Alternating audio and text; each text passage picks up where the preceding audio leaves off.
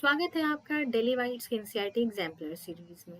जैसा कि आप जानते हैं, इस सीरीज में हम एनसीईआरटी एग्जाम्पलर के एमसीक्यूज और very short answer type questions को सॉल्व कर रहे हैं और साथ ही आंसर के पीछे के लॉजिकल रीजंस को भी जानने का पूर्ण प्रयास कर रहे हैं।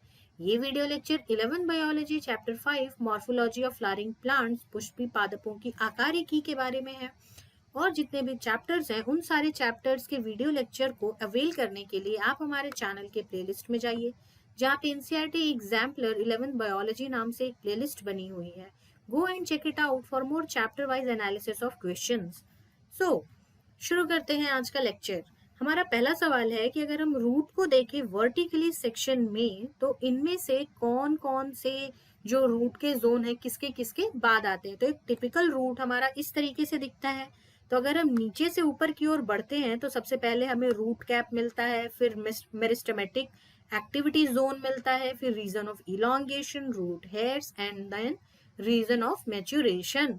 तो जब इन ऑप्शंस को हम लाइन से लगाते हैं नीचे से ऊपर की तरफ, तो हमारा ऑप्शन करेक्ट है A. Moving to the next question कि एक इनफ्लोरेसेंस दिया हुआ है जिसमें कि जो नए फूल हैं वो एक्रोपेटल सक्सेशन में लगे हुए हैं। तो उसमें जो यंगेस्ट फ्लोरल बर्ड है, यानी कि जो नई वाली कली है, वो फ्लोरल एक्सिस पे कहाँ पे होगी। तो जैसा कि हम जानते हैं कि इनफ्लोरेसेंस दो टाइप का होता है, एक रेसिमोज एक साइमोज। तो जो रेसिमोज होता है उसी में हमारा एक्रोपेटल सक्सेशन में फ्लावर्स आते हैं, और जो साइमोज होता है उसमें बेसिपिटल टाइप ऑफ सक्सेशन देखने मिलता है। तो अगर हम इसमें देखिए रेसिमोज में, तो इसके जो यंग बर्ड्स हैं ये देखिए इधर की ओर आ रहे हैं। तो ये अगर ब्रांच था इसका, ये अगर ब्रांच है तो ब्रांच से ये दूरी पर है, तो दैट इज ये डिस्टल एंड पे है, right. Proximal means pass and distal means दूर। ये कई बार पूछा जाता है, बहुत सारे संदर्भों में पूछा जाता है, तो इसको याद रखने का बहुत अच्छा तरीका है proximal, P for proximal, P for पास and D for distance and D for distal and. Moving to the next question कि एक मेच्योर सीड जैसे कि ग्राम, पीस जितने भी होते हैं, इन सब के पास इंडोस्पर्म नहीं होता है। वो इंडोस्पर्म इनके पास इसलिए नहीं होता है क्योंकि जो डेवलपमेंट होता है, एम्ब्रियोनिक डेवलपमेंट हो रहा है, यानी कि जब सीड डेवलप कर रहा है उस फेज में इंडोस्पर्म यूज हो जाता है। So moving to the next question कि रूट अगर अदर देन रेडिकल वाला जो पार्ट ऑफ प्लांट है उसकी जगह कहीं और से निकल रहा है, कहीं और से जम रहा है, तो उस रूट को हम क्या कहते हैं। तो हमारे पास तीन टाइप के रूट्स हैं, बेसिकली तीन टाइप के रूट हैं, tap root, fibrous root and adventitious root. तो जो हमारे एडवेंशियस रूट हैं वो देखिए कुछ इस तरीके से निकलते हैं, रूट्स के ऊपर, स्टेम के ऊपर से कहीं से भी ये निकलते हैं। तो other than the radical part निकल रहे हैं, तो the answer will be adventitious root. Moving to the next question, जो हमारा शिरा विन्यास है यानी कि वेनेशन है, ये किस चीज के अरेंजमेंट के लिए हम यूज करते हैं।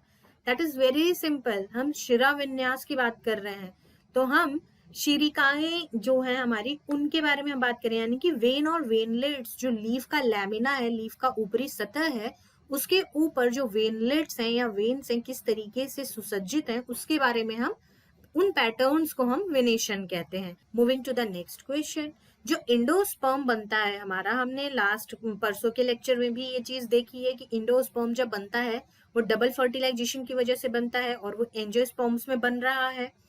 तो इनमें से कौन से सीड्स में वो एब्सेंट होता है। तो वो एब्सेंट होता है ऑर्किड्स में। ये देखिए, ये है ऑर्किड जो फ्लावर है और ये है उसका सीड, इसमें इंडोस्पर्म एब्सेंट होता है।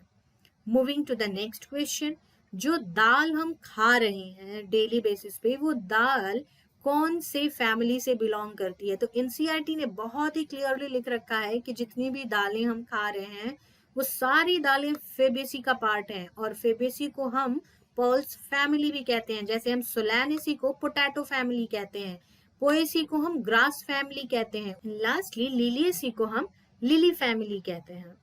Moving to the next question, जो प्लासेंटा है वो अगर सीड में जुड़ा हुआ रहता है, वो उस जगह को हम क्या कहते हैं। तो एक टिपिकल सीड अगर हम ग्राम का देखें तो कुछ ऐसा दिखता है, और उसमें ये जो पार्ट है दैट इज हाइलम, ये वो स्कार है, मतलब कि एक चिन्हित की हुई जगह है जहां पे कि प्लासेंटा सीड से अटैच होता है, तो that scar is the place. Our answer will be hilum.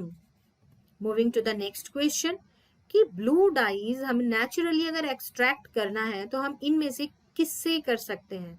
बहुत ही आसान सवाल है, दैट इज इंडिगो। इंडिगो फेरा से हम इंडिगो कलर यानी कि ब्लू डाई को हम एक्सट्रैक्ट करते हैं। Moving to the next question, और ये हमारे एमसीक्यूज का लास्ट क्वेश्चन है, और अब तक जितना हमने करा है डिस्कस उसके हिसाब से ये बहुत ही इजी हो जाएगा, इसके कुछ पोर्शन तो बहुत इजी हो जाएंगे। सबसे पहले हम इंडोस्पर्म को देखें, तो endosperm is a result of double fertilisation.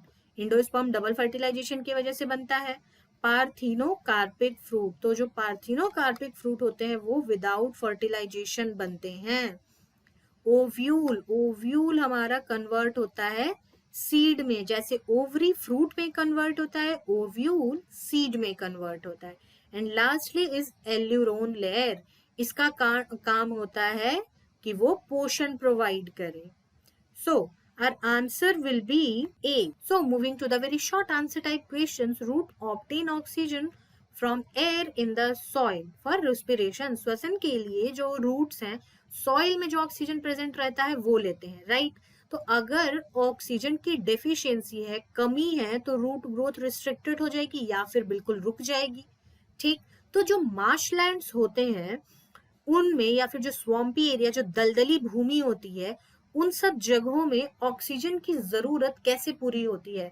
तो रूट एक अलग स्ट्रक्चर बनाता है जिसको हम कहते हैं न्यूमैटोफोर्स, उसकी मदद से ही रूट ऑक्सीजन लेता है। और next question is about floral formula. Floral formula बहुत ही इजी है, आप बस ध्यान में रखिए कि हम किसको क्या कहते हैं और उसको वहां से आप बना सकते हैं। Moving to the next question कि ओपेंशिया में फ्लैटेंड ग्रीन स्ट्रक्चर होता है जो फंक्शन परफॉर्म करता है फोटोसिंथेसिस का।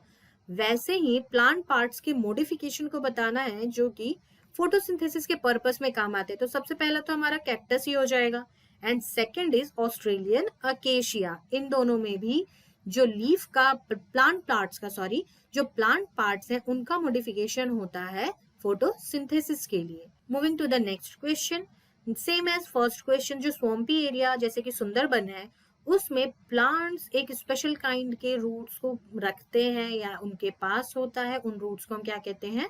Yes, you guessed it right, pneumatophores. Moving to the next question, aquatic plant जैसे कि पिस्टिया और इकॉर्निया है, इन सब का जो रूट और लीफ होता है ये कहाँ मिलता है हमें?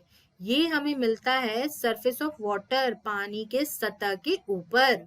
Moving to the next question, reticulate and parallel venation are characteristic of mango and parallel venation is characteristic of banana. Epigynous flower जो होता है हमारा, उसमें ओवरी कहाँ सिचुएटेड होता है? तो ओवरी, पेटल, सेपल और एंड्रोशियम इन तीनों के नीचे होता है, इसी को हम इंफीरियर ओवरी भी बोलते हैं। अब यहाँ पे हिंदी सेक्शन में एक और सवाल दे रखा है कि अदरक और प्याज में से कौन सा भाग खाने योग्य होता है? तो अदरक में हमारा स्टेम होता है, ये स्टेम मॉडिफिकेशन है, और प्याज हमारा लीफ मॉडिफिकेशन है। तो हम इसका लीफ खाते हैं प्याज का, यानी उसके पत्ते खाते हैं, और अदरक में हम उसके स्टेम को खाते हैं। नाउ फ्लोरल फॉर्मूला फेबेसी में क्या मिसिंग है? तो इसमें दो चीजें मिसिंग है, एक तो ये जाइगोमॉर्फिक एंड दूसरा corolla, this two were missing. Moving to the next question कि इसमें हमें ये बताना है कि प्लांट के कौन से बॉडी पार्ट में ये फूड का स्टोरेज होता है।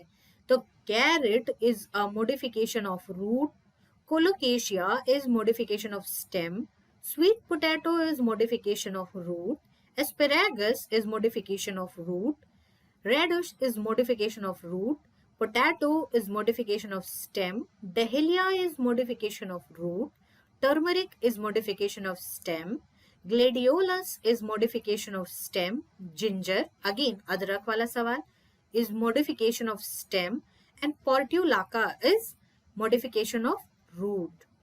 So this will be all for this video. आप हमारे टेलीग्राम चैनल से भी जुड़ सकते हैं जिसका लिंक आपको डिस्क्रिप्शन बॉक्स में मिल जाएगा, जाएं वहां जुड़े और नए वीडियोस के अपडेट को प्राप्त करें।